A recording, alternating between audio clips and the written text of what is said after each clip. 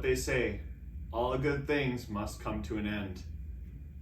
Episode 5, last episode of the trip. It's been fun. That was more of a violin than I had played a different instrument than you.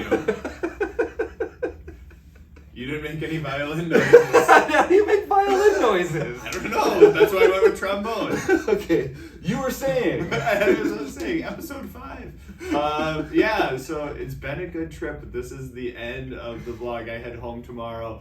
Yeah, that'll be it for our Vegas adventure. But we still have today.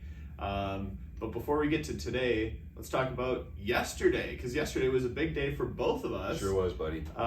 You don't fire many big, at least I don't fire many big buy-in events, let alone WSOP events, let alone 8,700, whatever it was, person field events. And we fired it together and we both found a cache, which is cool. Like, obviously we wish we would have ran a little bit deeper, because that's always the dream. But a cache is a cache nonetheless. So success there. Yeah, it feels great, man. That's what we came down here to do. We played in the World Series of Poker. We cashed in a bracelet event. We had a freaking great time doing it. Mm-hmm. And I really enjoyed doing this vlog with Taylor. Also, full credit to Taylor. We shouted Chris out a lot on yesterday's episode, but I'm basically just like showing up and sitting where he tells me to sit, and we're having fun conversations. But hats off to Taylor Moss, who's been putting this whole thing together and deserves a lot of credit.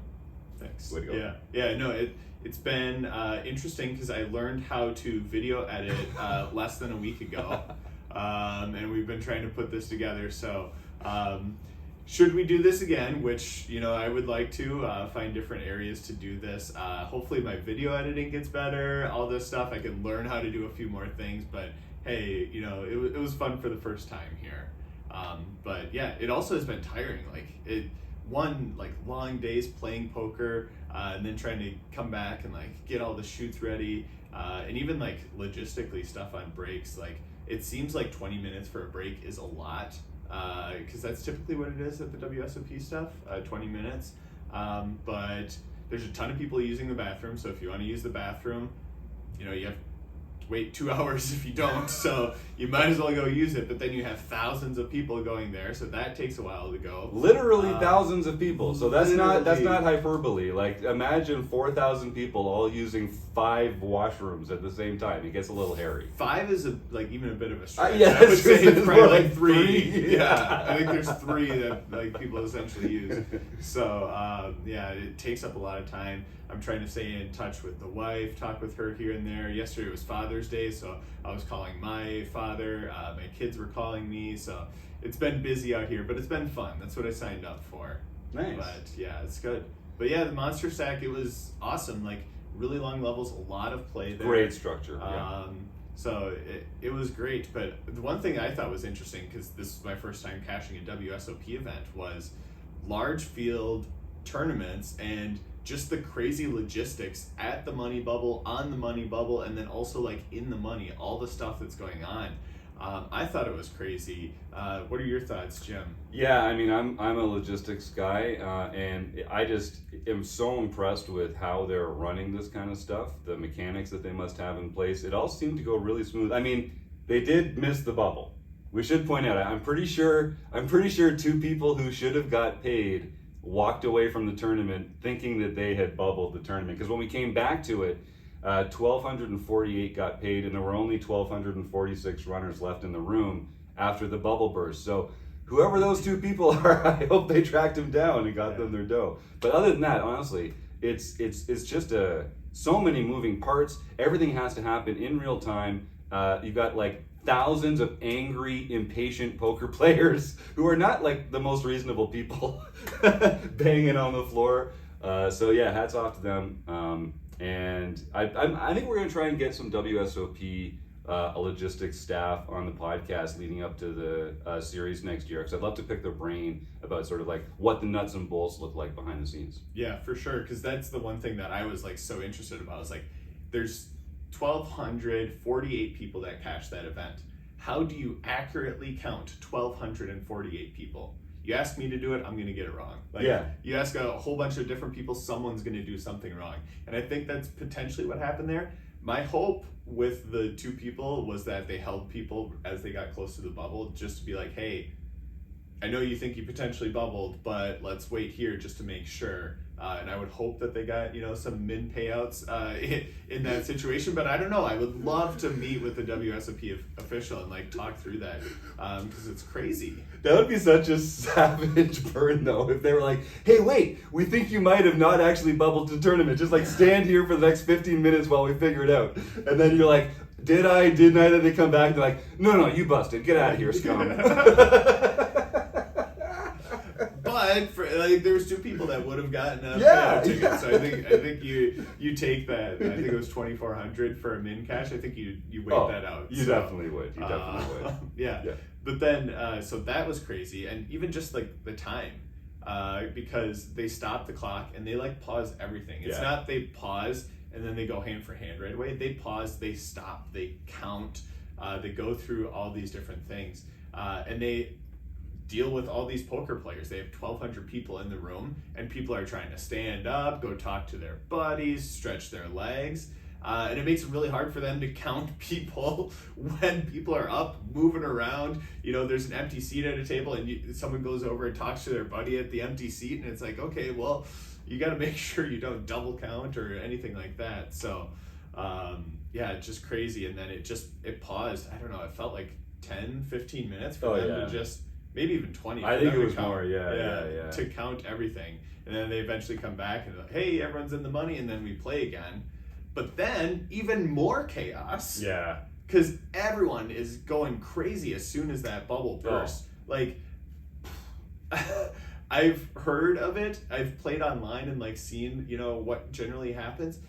I swear, people just like flip a switch mentally when it comes to like the bubble bursting, because people are jamming 20 big blind stacks, 25 big blind stacks, just feeling like, I'm in the money now. Now I can try and run up a stack, and it was honestly insane. Yeah, they're just too far along the spectrum that way. Like you can definitely open up a bit after the bubble burst, but so many of these shorties, and not that shorties, were just like lighting money on fire. I think I made several $100s just by sitting there and folding for another 15 minutes, and then we passed right past one or two ladders just by, I don't know, just like sitting there. They were dropping like flies, as my Twitter buddy Jeff says.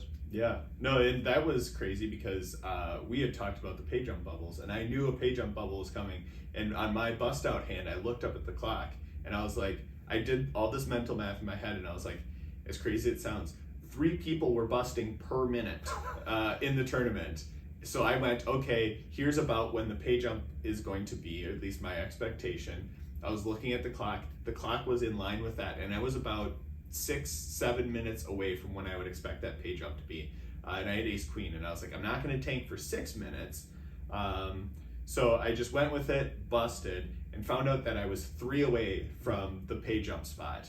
And like, per my math, I would have easily tanked for a minute had I known that was close. But on the clock, it said we were, 18 people away from that pay jump. So to be noted there that it is probably a little bit behind, and I wish I could go back and like tank a little bit, because I would have made a lot of money just sitting there not making a decision for a while. Yeah. People would have given me weird looks, but I would have done it. Yeah. Because screw that. And I think the way it works is when you bust, someone comes over to your table, you get your payout card, then you head over to the podium. There's a little line up there, and then they process your payout and give you a slip to take to the register. So I think they probably don't count you as being out of the tournament until they've processed that payout slip. So there's got to be like a 4 or 5 minute lag. No, I think so. I was trying to pay attention to what they were doing because I was watching the ticket line. What happens is all the floor goes around. They all have their phones out and they're texting seat numbers. Okay. And one person is sitting there with all the payout seats. And as soon as the texts come in, they write table number, seat number on the slip. They hand it to a runner. Yes. The runner goes and takes that to you. So as soon as the text comes in, that's when on the phone, that's when it marks it. Okay, so that's faster than I thought. So that's pretty close to being instantaneous then. Right, but you have to hope that's all situated. It's probably the best they can do. Yeah. But again, like, I wish I would have known that, I was around that like 8:30 mark rather than 8:45 like the board said. But whatever, it happens. It's a learning experience. Yeah, true. And it's not like those online tournaments where you can just like check Yep. the lobby all the time, see how many short stacks are out there. Let that help you determine how tight you need to be. Yeah, because that's 100% what I would have done. Me in too. an online Yeah. situation, yeah. Especially with that looming, of course. Yeah. So what else? What other experiences did you have? What other reflections did you have from yesterday? That's pretty much it. I mean, it was a fun tournament, really long structure. It was great. I loved it. So overall, happy with how everything went. So the only other thing I thought we could talk about today, before we let you go on the last day of the vlog, is we see all sorts of different skill levels of players here, all different experience levels, and it's pretty clear when you sit down with someone for a couple orbits. You can tell whether they're comfortable there, whether they're experienced. Sometimes by simply as they're handling their chips, the smoothness of their mechanics, and then you can also tell some people that are relatively new to playing live. Maybe they have online experience, or maybe they don't. But I just wanted to talk a little bit about sort of like what are some of the things that we picked up on at the table that let us decide that, oh, this player is a little experienced, this player is not quite as experienced. I was surprised at the number of limps that we were seeing. Way more open limping in the series than I was expecting. Not that there's never a good time to limp, but these were not the appropriate times to limp. This was just people limping with weak holdings. And that's one exploitable thing that I noticed. Did you see that as well? Yep, I saw a lot of the same people taking the limping strategy, and it was pretty evident. A little bit less experienced, and then especially like with this structure, you could see people limping and opening, and then starting to see showdown cards, and you can start like formulating that opinion of what each of those mean. And then it allows you to take a lot of easier actions against them, because a lot of my hand histories that I've been recording have been player limps. I raise 4x 5x to isolate the limper, because I know they've got this like weak medium strength hand, and it's going to allow me to play easy post flop in position against them, and it was great for me. I thought that was awesome. Let's see, other stuff like bet sizing, I thought was really weird. People taking really weird bet sizing lines, betting really big on dry, disconnected boards, like really spots that you shouldn't be going too big with it. But some people just being like, I just want to take it down with ace king here. Boom, here's 80% pot. So I noticed a lot of that, and then I think how well people compose themselves at the table. Oh, good one. You can start to like figure out how experienced someone is. You can just watch someone and you're like, okay, you've played a lot and you have not, and I can use that to make my decisions too. Yeah, and also simple things like just the chip mechanics. People making string bets, putting a few chips in and trying to add more. People just kind of like clumsily, like just grasping chips, just like, almost like spastically putting them in. You can tell people are nervous, and if they're not used to handling chips, that's something that people are going to be picking up on for sure. And the composure thing, I think that's a really good point too. Yeah, definitely. Yeah, so those are the things that I noticed. But to call back to yesterday we had a hand history, and we said we were going to talk about it a little bit more. One, I'm pretty sure I messed up the hand, but it shouldn't be too bad. But the hand was, we had an open limp, we defend button, it went 4 ways, and the flop was actually jack 9-6. We had 9-8. They bet into us, we called. The turn was a 7, so it gave us 4-liner to a straight. I think I missed that part yesterday. They bet into us again, and we called, and then the river was the ace, and I said, what should we do? Saw a few comments out there. Unfortunately, we're recording this like right after we premiered the vlog, so we're not seeing all the comments come through, but glad that everyone commented on what they would do there. Me personally, I think this is a very clear and obvious turn our hand into a bluff, go big, and get them off a jack, because this type of person that open limps and then bets this big, and it's like a very like connected board. And when they check river, it just very much feels like they've got a naked jack there. Just a pair of jacks, where on a jack 9-6-7 ace board, we have a lot of 2 pairs, We have straights. Yep. We have an ace that somehow came in there. A lot of stuff that beats them.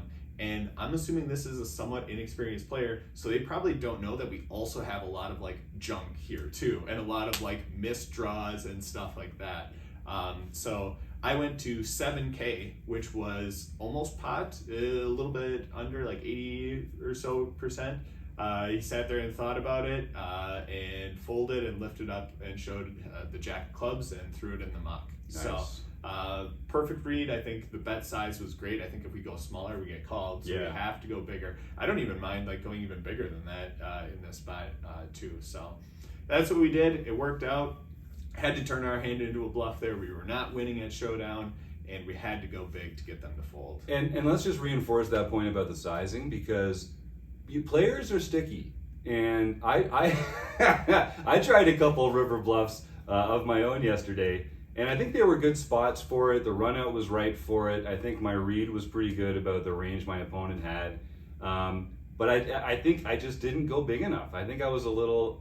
Sometimes you give other players too much credit for like, oh, well, you know, that you wouldn't bet that little with a bluff. It must be value. I think I just leveled myself a little bit. And don't be afraid to just ratchet up that size a little bit, because the difference in the bet size might appear large to you, but the difference between winning that pot and not winning that pot is way bigger. So think about just ratcheting that up a little when you're going to go for that bluff on the river. Yeah, for sure.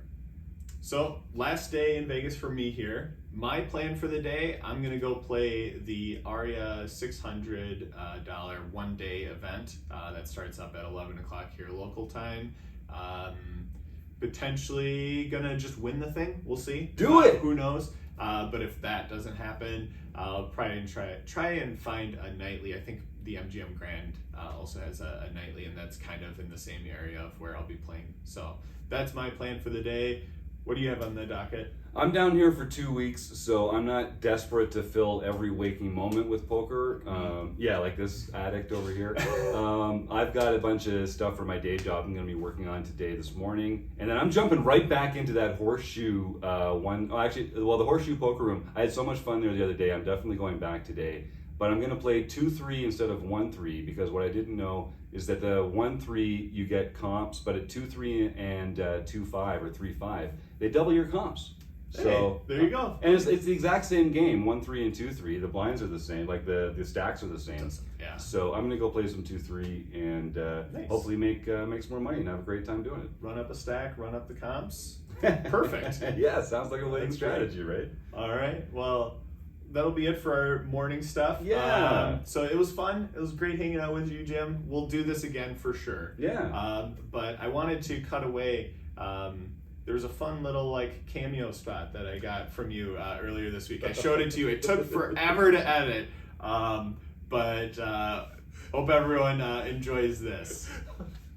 All right, so I'm gonna try and learn a little bit more about the fill stuff. We'll see what Jim has to say here.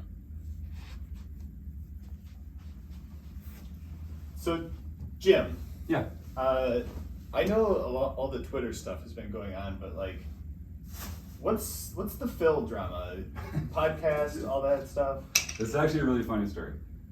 So Phil, we only know about Phil because we started ragging on each other on Twitter, and I just don't understand why he has to be so hurtful. And like, so I'm a person, you know, I have feelings. Like, just get over yourself, man. You know, like the world doesn't revolve around you. He keeps saying he's getting these new jobs, but like he's obviously has nothing to do. He has all this free time. He just spends it like dragging other people down. It's ridiculous. It's ridiculous. It's like, man, you're a jerk. And I'm just trying to be a nice person. Like, no, screw you. You're bad. Another thing, have you seen this ridiculous mustache? Like, who the fuck do you think you are, man? Jesus. And today, a mustache like that? He does have pretty nice hair, though.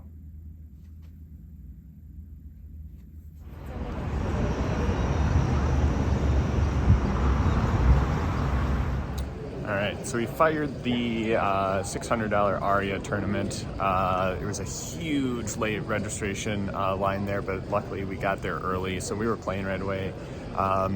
Super swingy game. We won a lot of flips. We got rivered a few times for some huge pots, but hey, that's how it goes. Ultimately lost at Ace Queen into King Jack for about 25 bigs or so at the end, and Queen High flop, King on the river. So that's it for us. We went and we ran over to the Horseshoe. We're gonna play the 1 p.m. daily deep stack, but take a look at that line. Jeez, going all the way across the room, kind of insane. So we got in line. It took us about 45 minutes to register, and we're like, forget it. We're gonna play the 4 p.m. instead. We'll actually be able to play right away, and then we'll probably be able to play earlier than all those people in line. So that's what we're gonna do. If that doesn't work out, then we're gonna head to MGM later and just make it a poker-filled day. But hopefully this one goes a little bit better. All right, so recap for the day. Jim played cash all day. Sounds like he had a pretty good session. If you went to Twitter, you probably saw how well he did there. Me played 4 different tournaments. Cashed one of them, cashed the MGM nightly. Made the final table of a 120 person field, something like that. And busted the first hand of the final table. Had ace 10 suited and jammed into the big blind who had pocket aces. So that'll be the way my trip ends this year, is jamming into pocket aces. But it was good. We had fun here for the vlog. I'm glad everyone enjoyed and tuned in for it. Hey, Running Aces is having Rec Poker Day the first weekend in August, and maybe we'll fire this back up for some fun times at Running Aces for Rec Poker Day. So if you can, make it out to Running Aces.